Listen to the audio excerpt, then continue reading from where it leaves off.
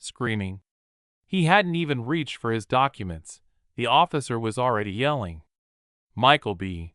Jordan didn't understand. Why were others passing, but he was told, "Stop!" The strobe of blue and red lights merged in the humid night mist of North Carolina, reflecting off the dark wood of the surrounding forest and his composed, dark skin. He heard the officer's heavy breathing, the metallic tang of fear and adrenaline in the air. This was a moment of profound, public humiliation, the full scope of which he had yet to grasp. "Hands where I can see him!" came the sharp, impatient command. A pause. Michael, the celebrated actor, stood silently, yet his eyes spoke louder than any words, arrested between fury and a deep, almost philosophical sorrow. Cell phones of a quickly gathering crowd were already held high, the red recording dots blinking like predatory stars. He took one controlled step forward, his voice cracking slightly, though kept low. "You haven't even heard what I said, sir." Silence, abruptly shattered by a loud, derisive shout from the edge of the crowd. "Did he really just say that?" Everything had spun irrevocably out of control. The scent of hot spotlights and the bitter taste of distress mingled. The cameras would not stop rolling. Behind the cordon, a producer gestured wildly, and security moved closer. "This is the end," someone whispered backstage. The first trending hashtag was already exploding on Twitter, Jordan controversy. But to understand how Michael B. Jordan found himself at the epicenter of the loudest bureaucratic scandal to ever rock the South, a scandal designed to destroy his reputation, we must go back several months. Before that, sign up and write a comment about how many hours you watched. And now let's go back a little. 2 months earlier, he was sitting in a small, independent coffee shop on the outskirts of Asheville, North Carolina, a place where, crucially, no one was taking his photograph. He was drinking morning coffee, exchanging polite smiles with a waitress, and breathing the kind of quiet, deep air of solitude that had become impossible in Los Angeles. This was Michael B. Jordan, not the cinematic hero, but the man driven by a singular purpose, to find a place where he could nurture the next generation of unheralded talent. He had just closed on a property in the Angel Creek Woods community, an exclusive, heavily regulated neighborhood governed by an iron-fisted homeowners association, HOA, promising himself this would be his sanctuary. It wasn't for retirement, but for activation, establishing a discreet retreat and arts foundation for young, aspiring filmmakers, writers, and athletes from underserved communities. Michael never forgot his roots, and his core principle was to do what was right, even when unseen, investing in those the system routinely overlooked. His character was defined not by his fame, but by his conduct. He had privately funded the renovation of a dilapidated community gym, and now sought to fund the future. The purchased house, the Ashbury, was a vast, sprawling structure bordered by ancient oak trees, with a detached carriage house ideal for master classes and mentoring sessions. Everything Michael did was steeped in dignity, quiet persistence, and deep respect.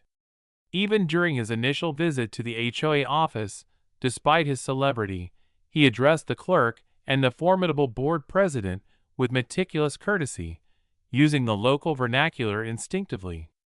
The HOA president, Mrs. Evangeline Thorne, was a woman whose iron-gray hairstyle and rigid posture spoke volumes about her sense of self-importance and the sanctity of her community's rules. She managed Angel Creek Woods like a minor deity overseeing her domain. Her office, smelling faintly of expensive disinfectant and old paper, was lined with framed certificates of community service. "Welcome to Angel Creek, Mr. Jordan," she said, her voice dry and perfectly modulated, carrying the subtle, cutting inflection of old Southern money. "The Ashbury is a beautiful property, truly. But I must be candid, sir. The size of your intended activities, as you've described, the mentorship foundation, they will be under strict scrutiny. Our community here values, Above all else, ma'am, privacy and aesthetic harmony. Michael maintained his calm. I understand completely, Mrs. Thorne. My intent is strictly non-profit. The retreat will host small groups, maybe 5 to 6 people, for a week at a time. No parties, no large events, just focus and study. I've read the bylaws cover to cover. He handed her a perfectly bound, annotated copy of the HOA regulations. I believe I'm fully compliant. We're calling it the Ascendant Foundation. Mrs. Thorne barely glanced at the binder. Her thin lips curled slightly. Reading the letter of the law, sir, and understanding its spirit are two very different things. You see, the spirit of Angel Creek is stability, predictability. She paused, allowing the implication to hang. You are neither stable nor predictable. We will require every visitor to be vetted, every structure, no matter how small, pre-approved, and every gathering, even a picnic, must have a ratified permit. She leaned forward, her eyes cold. I suggest you plan well in advance, Mr. Jordan. We don't tolerate surprises here. He smiled, a professional, measured smile that didn't reach his eyes. Duly noted, ma'am. I intend to be the most exemplary resident you've ever had. He knew, fundamentally, that this was not about rules, but about the unspoken, insidious rules of belonging. His purchase of the largest home, intended for a humanitarian cause, immediately raised objections rooted in prejudice and snobbery. He felt the sting of this passive aggression, the implied challenge, but his principles demanded he meet arrogance with unwavering grace and detailed preparedness. The first obstacle arrived not even a week later. Michael was expecting a specialized, custom-built desk and ergonomic chairs, a necessary purchase for the writing mentorship program. The delivery truck, slightly oversized, arrived at the main community gate, a grand, wrought iron structure that screamed exclusivity. Michael called the gatehouse. The attendant, a perpetually bored young man, informed him they couldn't process the large truck. It's too wide for the service lane, Mr. Jordan. You need a custom gate code for the main entry. I requested that 3 days ago. Michael replied, already accessing his email confirmations. Mrs. Thorne herself confirmed the service vehicle override code would be ready. Well, it ain't, sir. The attendant drawled, completely unperturbed. I can't let you in without the green light from the president herself. Try calling the HOA office. Michael called. The line was dead. He drove back to the office, a crisp, white cottage-like building. It was locked. A small handwritten sign was taped to the door, closed for unforeseen utility maintenance. He checked the utility posts.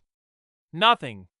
No crews, no digging, just the dry, rustling sound of wind through the pine needles. It was a lie. A petty, deliberate obstruction. He texted Mrs. Thorne a concise message, adhering strictly to protocol. Gate code request 48 be still pending. Delivery stalled. Kindly advise. Her reply came almost instantly. Dear Mr. Jordan, I am currently out of office. The security protocol for the main gate override is highly sensitive and requires a 48-hour ratification by the entire board. This is stipulated in Section 3.12 of the addendum. You should have read the addendum, sir. Patience is a virtue, especially in Angel Creek. She had delayed his delivery simply to assert dominance and prove her point about understanding the spirit of the law. This was the first minor loss, not just time and money, the delivery crew charged by the hour, but his patience and trust. Michael, however, did not explode. He did not call his lawyer. He simply contacted the delivery company, paid the demurrage fee without complaint, and rescheduled for the following week, requesting a smaller, standard truck, a waste of logistics, but a tactical retreat. He silently documented every email, every photo of the untouched utility poles, and Mrs. Thorne's dismissive text, filing it all meticulously. Do not fight on their terms, he thought. fight on truth's terms. The second, more aggressive challenge came after he completed the preliminary conversion of the carriage house into a high-tech learning studio. Because the facility needed to connect students across time zones, Michael had installed a small, barely visible, parabolic antenna on the roof, a communications hub essential for remote, high-fidelity teaching. It was less than a meter in diameter, tucked discreetly behind a chimney line.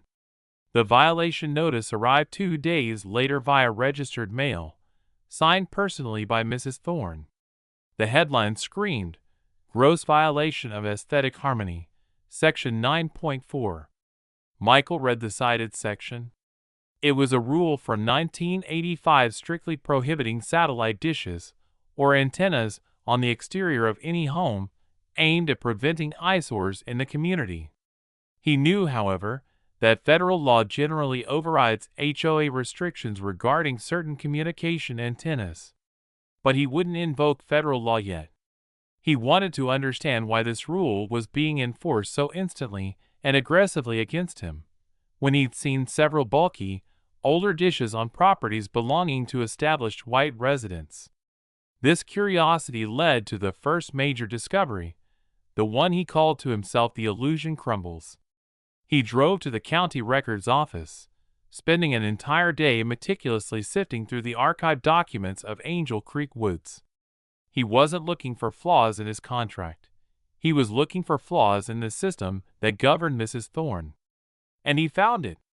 In 2018, Mrs. Evangeline Thorne, then only a board member, had successfully pushed through a seemingly innocuous landscape enhancement policy that explicitly defined what constituted an aesthetic violation. The policy was vague, but its implementation was personal. The very last page of the amendment included a grandfather clause exemption for existing, non-structural enhancements that improve personal security or garden management. Michael drove back, pulled out his telephoto lens, and photographed Mrs. Thorne's own backyard. Clearly visible, far larger than his antenna, was a professional-grade meteorological station, complete with a massive wind gauge, a solar panel array, and a rain collector. It was arguably an enhancement for garden management, but it was a far greater breach of aesthetic harmony than his discrete communications dish. It was hypocrisy codified into law. The rules aren't meant to guide us, they're meant to control us, he realized, a wave of cold clarity washing over him. And they are only ever enforced by the people who benefit from this elective power. He didn't send a letter. He didn't complain to a neighbor. Instead, he quietly compiled a single, comprehensive file, the 1985 rule, Mrs. Thorne's 2018 amendment, and the high-resolution photos of her oversized weather station. He encrypted the file and uploaded it to a secure cloud server, labeling it simply, "Evidence of bad faith." He wasn't fighting back yet. He was preparing for a war he hoped to avoid. The psychological pressure was mounting. He saw neighbors, previously friendly, now crossing the street or quickly looking down when he drove past. The feeling of isolation was intense. He was becoming the unwelcome truth-teller, the outsider whose mere presence threatened the comfortable status quo. He often found himself standing by his immense living room window, looking out into the peaceful, ancient woods, and thinking, "How far does this arrogance go, ma'am? Do you truly believe no one is watching?" The conflict reached its tipping point when the Ascendant Foundation's 3-person advisory board, a renowned cinematographer, an award-winning novelist, and a major university dean, scheduled a 2-day retreat. This small gathering was critical. They needed to ratify the Foundation's charter and secure initial funding. Adhering strictly to the bylaws, which mandated a permit for any gathering over 4 non-resident individuals, Michael submitted his application for a small, professional meeting permit exactly 3 weeks in advance. The event, scheduled for Friday evening, was quiet, a working dinner and a morning planning session. 3 days before the event, He called the HOA office. The same board attendant answered. "Status of permit 23C?" Michael asked, using the official reference number. "Dunno, Mr. Jordan. Mrs. Thorne handles all the special permits personally. I'm sure you'll hear something. The lack of communication was itself a form of passive aggression. Michael felt the familiar tightening in his chest, the internal battle between righteous anger and the quiet strength he constantly preached. Keep your head steady. React with evidence, not emotion. The permit denial arrived not 3 days, but 2 hours before the board was due to arrive. It was an email, brief and utterly contemptuous. Subject: Denial Permit 23C. Mr. Jordan, your application is denied. Section 5.14 mandates that the common area utility access be kept clear at all times. Due to unforeseen utility maintenance requiring access to a main service line near the Ashbury on Friday evening, we must deny your request. No unauthorized gathering of over 4 persons is permitted. Any violation will result in an immediate fine and the summoning of law enforcement to ensure compliance. Evangeline Thorne, President, Angel Creek Woods HOA. Michael read the email twice. Then he immediately walked the perimeter of his property and the adjacent common area. He checked the street. He checked the power lines. He checked the gas main cover. There was absolutely no sign of utility maintenance, crew, or equipment. The air was still and clear. The lie was brazen, designed to sabotage a critical moment for his foundation simply because she had the bureaucratic power to do so. He decided, then and there, he would not cancel. This was no longer about rules. It was about dignity. Arrogance leads to its own undoing, ma'am, he reflected, looking at the untouched curb. I have documented your every move. Now, let's see what you do when your lie is exposed. He sent one final, composed email, documenting his visual inspection and respectfully requesting an immediate rectification of the denial based on the non-existent maintenance. He copied the board's official, publicly listed email address. He received no reply. His board members arrived shortly after 7 p.m. The evening was quiet, professional, focused entirely on the future. They worked in the Carriage House studio, which was bathed in the warm, focused glow of designer lights. Michael was inside, mid-sentence, discussing the Foundation's legal charter when he heard it, the low, distinct sound of a diesel engine slowing down on his private driveway, a noise distinct from any resident's vehicle. The sound of the engine died. Then, a sharp, authoritative rap on the front door, not a friendly knock, but a demand. Michael exchanged a concerned look with the novelist. "I'm sorry, I have to take this. I think the arrogance has finally arrived." He walked to the main door and opened it. He wasn't facing Mrs. Thorne, which was his first surprise. He was facing a uniformed deputy of the county sheriff's office, a hulking man named Deputy Miller, whose face was set in a rigid, unhappy scowl. Behind him, standing by a dark SUV, was Mrs. Evangeline Thorne herself, holding her phone and smiling a thin, triumphant smile. "Mr. Jordan, we have a report of a public disturbance and an unauthorized gathering in violation of community ordinances," the deputy stated, his voice flat and official, lacking any southern politeness. "I'm going to need you to dismiss your guests immediately." "Deputy, with respect, we are 3 guests having a quiet dinner," Michael replied, keeping his voice calm and even. "There is no disturbance. We are inside my private residence. This is a critical Foundation meeting. Mrs. Thorne," he turned his gaze to her, unwavering, "I believe you are fully aware that you denied my permit under false pretexts of utility maintenance." Mrs. Thorne stepped forward, her smile widening into an arrogant sneer. "You violated the rules, sir. Rule 5.14 is clear. You know better. Deputy, I want him cited and dispersed." He is in clear breach of the agreement. The deputy turned back to Michael, ignoring the accusation of false pretext. Sir, I'm only responding to the official complaint. If you don't disperse your people right now, I have to issue a citation for failure to comply with an officer's request. Michael felt the internal pressure peak. His principals were screaming at him to hold the line, to stand his ground against this abuse of power. He knew that the moment he backed down, the lie would win. Deputy, Michael said, his voice dropping an octave, I'm asking you to recognize that this woman is abusing her authority by using your office for a petty, personal dispute based on a fabricated maintenance issue. Mrs. Thorne's smug expression dissolved, replaced by a sudden, cold fury. You know what you are, boy?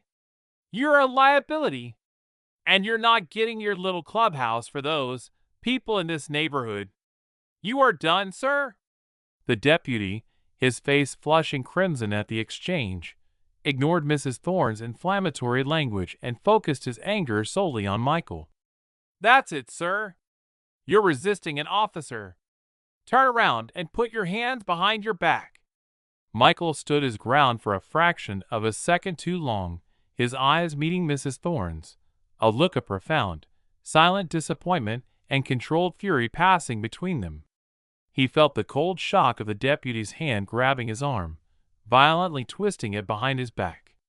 The metal of the handcuffs clicked shut with chilling finality. What the hell is going on here? The cinematographer yelled, rushing out the door. He is under arrest for obstructing justice and failing to comply, the deputy barked, shoving Michael towards the police SUV.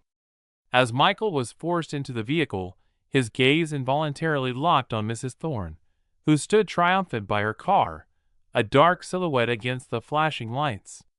You think this is over, ma'am? He thought, his chest heaving, his entire body rigid with suppressed rage. You think your arrogance has won? What Mrs. Thorne didn't know was that Michael, suspecting her move, had preemptively engaged the one piece of technology she could not control, a micro camera, the size of a pin, discreetly mounted on the corner of his house overlooking the driveway, activated and streaming live footage, capturing every word, every gesture, and every malicious smile. When the deputy closed the door, sealing Michael B. Jordan inside the police SUV, the crowd outside was buzzing with shouts and accusations. But the real storm, the one that would break the entire community wide open, was only just beginning. Subscribe, and we go now. The door of the police SUV slammed shut with a heavy, metallic thud, a sound louder than any scream. It was the sound of apparent defeat, echoing in the quiet, now poisoned woods of Angel Creek. Michael B. Jordan sat rigid, his wrists tightly clasped by cold steel. His entire physical world had just compressed to the size of a patrol car's back seat. He didn't move. He didn't protest.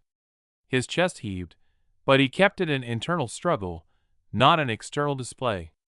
This is not the end, but the beginning, his inner voice affirmed, calm as a stone at the bottom of a river. His gaze was locked on the dark silhouette of Silas Thorne, who still stood by his SUV, illuminated by the flashing lights, a figure of triumph and arrogance. Thorne was smiling. It was the smile of absolute certainty in his own impunity, the belief that the system would always protect those who controlled it. In that moment, he didn't see a celebrity. He saw only that kind of guy, who he had finally put in his place.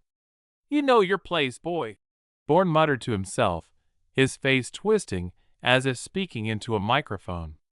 He felt the vehicle lurch, slowly pulling out of his private driveway. The internal monologue became his only reality. I do not fear these walls. I fear that their lies will become truth. The only thread of hope, the only defense he retained, was not his lawyer, nor his fame, but the tiny camera lens and the body cam accident. He hoped, no, he knew, that the city councilwoman, Evelyn Reed, and his team, especially the cinematographer, Sean, who were still inside, had seen, understood, and were already acting. Everything depended on how quickly the truth could catch the lie. The crunch of tires on gravel. The tension mounted with every foot, pulling him away from his home, from his dignity. He thought of the young artists he was fighting for, and his resolve hardened. "I will not break, sir. Nature does not forgive arrogance. And your downfall has already begun." Deputy Miller drove towards the small county precinct, 20 minutes away. He was annoyed, but smug. "You brought this on yourself, son," he mumbled, not looking at Michael. "Just doing my job, following Mr. Thorne's orders." His silence, his inability or unwillingness to challenge the patent injustice, was as loud as Thorne's shouts. Michael remained quiet, his breathing the only sound in the car carrying him towards jail. He looked out at the dark, blurred trees, feeling their calm, their permanence, a stark contrast to the fleeting, petty power that had arrested him. Meanwhile, back at the Ashbury, the chaos had been channeled into focused action. Evelyn Reed and Sean, the cinematographer, along with the writer and the dean, wasted no time.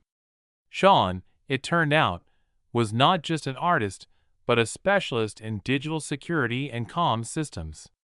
"He told me to set up a video stream duplication to 3 independent servers," Sean explained, his hands flying across the laptop. "He knew Thorne would make a move. He just didn't know when or how." They instantly isolated the key moments as the video stream was secured and verified. The obvious lack of utility crews, Thorne's lie, Michael's composed refusal, Thorne's explosive racial slur, and finally, the aggressive, complicit arrest by Miller. The decision was made instantly. This was not a job for lawyers or press releases. This was a job for truth unleashed. Sean reached out to one of the most reputable independent investigative journalists in North Carolina, a contact Michael had pre-vetted. No filters. No commentary. Just a link to the fully archived, unedited, timestamped video footage, sourced from both Michael's hidden camera and the accidentally redirected police bodycam feed. Michael's evidence of bad faith now had a public voice. Only 30 minutes passed from the moment of arrest. As Michael was led into the small precinct reception area, smelling of bleach and desperation, he was greeted by the indifferent, tired face of the desk sergeant. "Name, address." "This will be an obstruction and disorderly conduct charge," the sergeant droned, not looking up. "Take off your watch, sir. Hollywood doesn't work here." And just as he was about to surrender his personal effects, the atmosphere shifted. Phones across the office, on belts, on desks, began buzzing like an enraged swarm of bees. The sergeant looked up. His eyes, moments ago dull, were now wide with confusion. Something popped up on his computer screen. He nervously clicked it open. "Wait a minute!" A whisper cut the silence. Suddenly, the county police chief burst from the corridor, his face etched with ashen, career-ending horror. He was bareheaded, his shirt rumpled. He held his own phone, illuminated by the screen, and his voice was loud, shattering the quiet. "Miller! What is going on here? Chief, this is Michael B. Jordan. We detained him for an HOA violation," the sergeant began. "Do you know who you detained?" the chief roared. "Did you see this? The whole internet sees this. CNN, Fox, everyone. This video where that woman calls him." He couldn't finish the sentence, his face twisted with rage and fear. "This video where she openly admits she lied about utility work, and you just arrested him. What the hell did you do, Miller?" Miller's world dissolved before his eyes. His face went white. He pulled out his own phone, and reflecting off his bewildered eyes, Michael saw the shot of his own driveway, clear, undeniable proof of the abuse of power, surrounded by frantic comments. #JordanJustice had already eclipsed #JordanControversy. The police chief rushed to Michael, his previous horror morphing into oily politeness. "Mr. Jordan, please accept my profound apologies. This was an unfortunate misunderstanding. I am personally ordering all charges dropped immediately. No paperwork, no booking. You are free to go." Michael, standing before them in handcuffs, finally spoke. His voice, which had been a quiet murmur, now carried a steely weight that cut through the noise. "I do not accept an apology. Chief, I do not demand compensation or scandal. I demand only one thing, that you immediately, publicly initiate a full investigation into the use of your department's official resources to enforce an illegal, prejudiced, and demonstrably racist order. I demand an investigation into Mr. Thorne and into the actions of your deputy, Miller. If that is done, then we can talk about justice. If not, I will keep these handcuffs on myself, and we will see how quickly Hollywood becomes interested in your county." It was the quiet triumph. He did not shout, did not threaten, but used his calm and the truth as his sharpest weapon. Michael was released, the handcuffs removed in seconds. The police chief, trembling with fear for his pension, promised a full and transparent investigation. Michael accepted only the official incident report and declined a police escort, maintaining his dignity until the last step. Returning to the Ashbury, he found Evelyn Reed and his friends waiting. They didn't talk about the video, didn't celebrate. They simply exchanged quiet nods, and in that silence was a deeper respect than any words could convey. "You did the right thing," the city councilwoman simply stated, and that was all the validation he needed. The next day, the world exploded. #JordanJustice dominated social media, and media outlets from every continent demanded answers. The focus was not just on the arrest, but on Michael's composure against the furious, baseless hostility. The public saw him as a hero who fought back against petty, entrenched racism and bureaucratic arrogance, using only the truth. And in Angel Creek Woods, the real storm began. Television vans blocked the main gate Thorne had so meticulously guarded. Reporters called every resident. Neighbors who had previously avoided Michael were now confronted with collective shame and public fury. Silas Thorne's fall was steep, like an avalanche. The HOA board members, facing public disgrace that threatened the value of their own homes, immediately called an emergency session to demand his resignation. This was the moment for Michael's second strike. Through his lawyer, Michael released the evidence of bad faith, the clear photos of Thorne's illegal meteorological complex, coupled with his own lying letter about aesthetic harmony. He also released the initial emails proving Thorne's lie about utility maintenance, which never materialized. This wasn't just a fight against racism, it was a battle against a privileged, hypocritical system. Under the deluge of evidence, the internal pressure forced Thorne to collapse. He didn't just resign, he became a pariah in his own kingdom. His local political career, which he had relied on, crumbled. His arrogance, his certainty that the system belonged to him, led to his final and irreversible downfall. A week after the incident, an old neighbor, Mr. Henderson, who used to quickly hide behind his hedge, approached Michael. An elderly white man who had lived in the community for 50 years. He stopped, bowed his head, and spoke, his voice low and sincere. "Mr. Jordan, I want to apologize. We let that woman terrorize us for too long. We were afraid. Your quiet stand, it gave us courage." "Thank you, sir." Michael simply placed a hand on his shoulder, responding with the same dignity he showed before the cameras. "It's all right, sir. What matters is what we do now." Justice came for Deputy Miller as well. The investigation confirmed his dereliction of duty and his unquestioning response to Thorne's racist motives. He was dismissed from the force.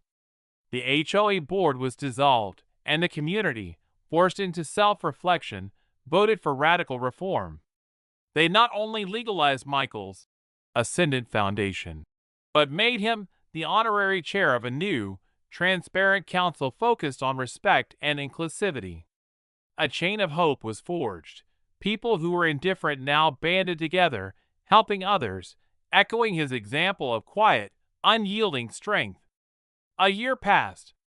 The Ashbury now hummed with quiet, constructive activity. Young artists from across the country worked in the former carriage house, now a vibrant studio space. One peaceful morning, Michael stood on his porch, looking at the old, mighty oaks that surrounded his property. His eyes were calm. He thought not of fame, nor of the arrest, but of nature. Nature does not forgive arrogance. A tree that grows too fast and too straight often breaks in the first storm. Silas Thorne was that tree. He was confident in his power, but his core was the hollow space of a lie. But Michael's strength was like the roots of the old oak, slow, deep, and unyielding. Sometimes, he whispered to himself, the loudest protest is silence. But it only has power when it is backed by unwavering truth. At the dedication ceremony for the Ascendant Foundation's first class, one of the young boxers, now a promising screenwriter, gave a speech that perfectly closed the circle. Mr. Jordan showed us that the most important fight isn't the one we fight with our fists. It's the one we win with our dignity, even when we are humiliated. He did not let their arrogance break his spirit. He fought back using the one thing they tried to hide, the truth. The community healed. In place of the former, blocked iron gate of the HOA, there was now a simple, elegant sign. Welcome to Angel Creek.